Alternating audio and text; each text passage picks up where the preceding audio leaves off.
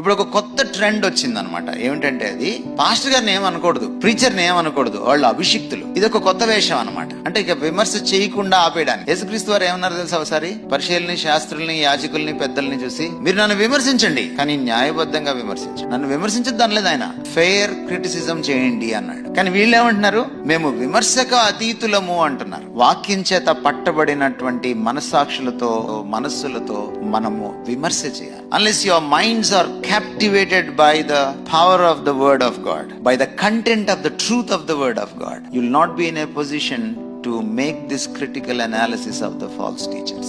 ప్రతి ఆత్మను వివేచించండి. ఎందుకంటే ప్రతి ఆత్మ పరిశుద్ధాత్మ కాదు, అది పరాయి ఆత్మ. ఆ పరాయి ఆత్మ ఏదో, పరిశుద్ధాత్మ ఏదో మనం క్రిటిక్ చేయాలి.